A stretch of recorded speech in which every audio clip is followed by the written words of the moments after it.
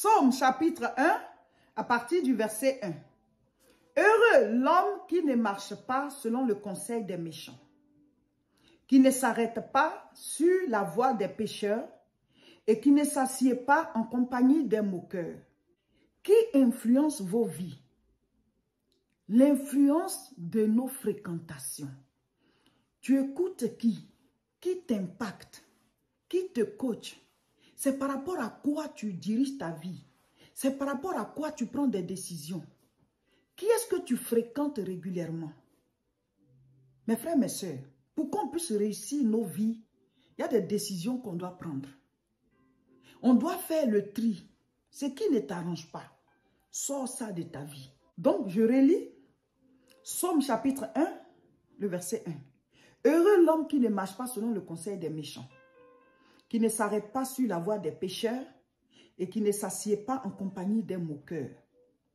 La Bible dit que cette personne-là est heureuse. Souvent, nous nous faisons entourer de gens trop agités, qui ne font que se moquer des autres, qui ne font que ouvrir vos yeux sur les aspects desquels on peut se moquer dans la vie de quelqu'un. Bon, ce travail-là, ça va te servir à quoi? Ça va te rapporter quel résultat? Et ça va te faire avancer à quel niveau de ta destinée, de tes projets, de ce que tu dois réaliser.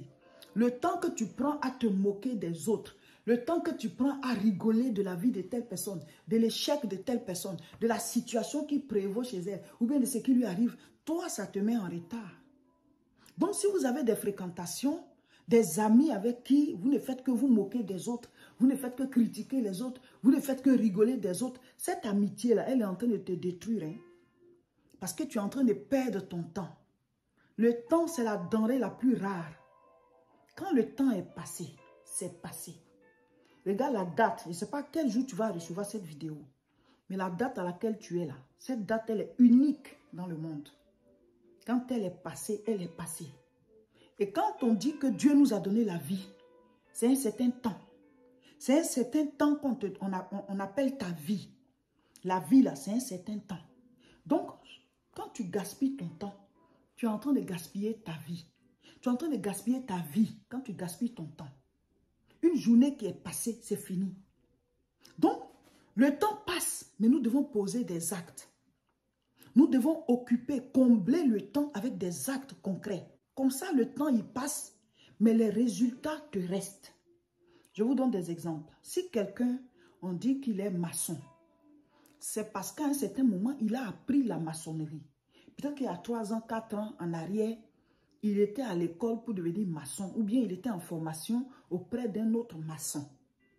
Donc, le temps de la formation là, va finir. Il va finir sa formation. Mais, cette compétence lui est restée. Donc, maintenant, il va exercer pour pouvoir se prendre en charge et bâtir sa vie à lui aussi. Donc, le temps passe, mais les actes que nous posons, ça nous reste, ça nous laisse des résultats. Si quelqu'un, par exemple, a bâti sa maison, voilà, il est en train de bâtir sa maison cette année, il finit la maison, l'année passe, le temps est passé, mais la maison est restée. Occupez vos temps par des actes concrets. Donc, quand toi, tu es en train de te promener avec des gens qui ne font que se moquer, vous vous appelez là, ce n'est pas pour vous édifier, pour dire on va prier, ou bien, quel marché tu as là-bas pour qu'on puisse faire, quel projet, qu'est-ce qu'on peut réaliser ensemble. Si vous avez des amis avec qui vous parlez des projets, ce n'est pas pour lui dire voici ce que j'ai fait, voici ce que j'ai fait. La personne va devenir jalouse et puis elle va chercher à t'attaquer là, ou bien chercher à te livrer comme Judas a livré Jésus là. Ça ne sert à rien, ça crée la jalousie dans le cœur de la personne. Donc, ce n'est pas que tu vas appeler la personne pour raconter ta vie, ce que tu es en train de réaliser ou même ce que tu veux réaliser.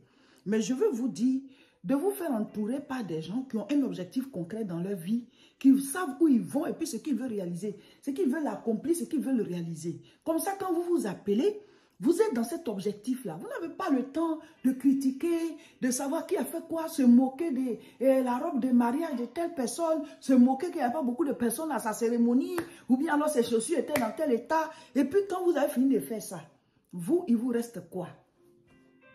Vous avez comblé ce temps-là avec la moquerie. Vous avez comblé ce temps avec les critiques. Maintenant, c'est quoi votre résultat? Vous avez accompli quoi? Le temps là, il est passé. Mais devant Dieu, à cette heure, vous étiez en train de rigoler de quelqu'un.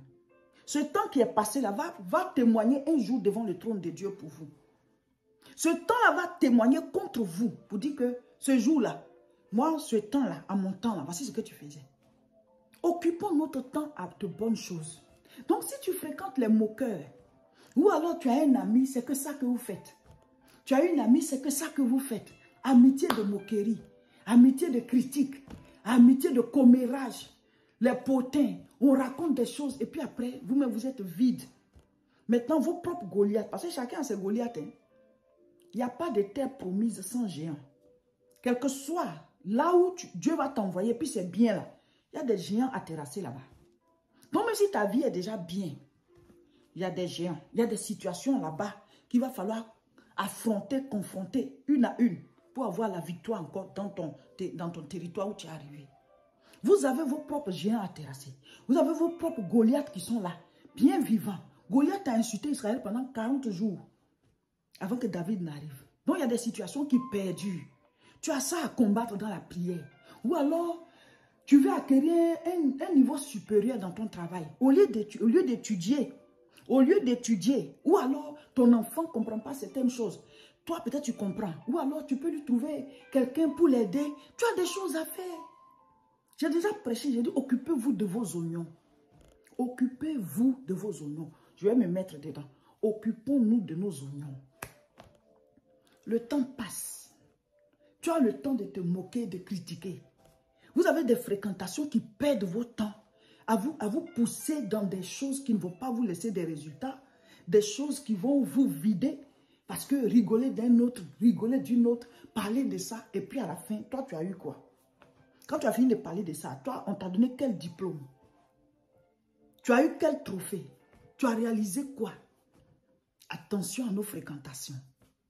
C'est le moment de faire le tri. On n'a pas dit d'insulter les gens. On n'a pas dit de devenir bizarre envers les gens. On peut se séparer tout doucement sans faire sentir. Sans faire sentir. Mais la personne, tu peux toujours être ouverte à lui rendre service. Mais tu ne vas plus la fréquenter régulièrement parce que ça te met en retard. Ça te fait perdre du temps. Tu as des choses à faire. Quand on n'a pas décidé de faire quelque chose, on laisse notre temps couler comme ça et puis après on regrette.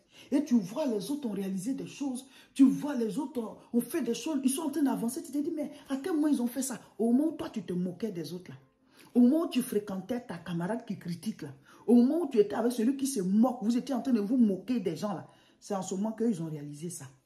Vous serez surpris de voir les résultats des autres.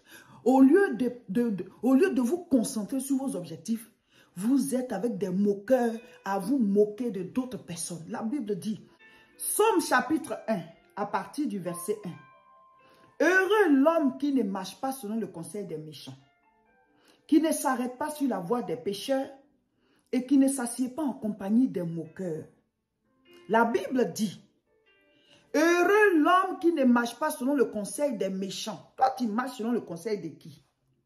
Qui te conseille? Qui t'influence? Qui te coach? Qui est ton mentor? Qui tu écoutes? Qu'est-ce qui te permet de diriger ta vie? La Bible dit, heureux l'homme ou bien heureuse la femme qui ne marche pas selon le conseil des méchants. Ça veut dire qu'il y a des personnes, quand elles te donnent des conseils, là, tu vas avoir des résultats désastreux.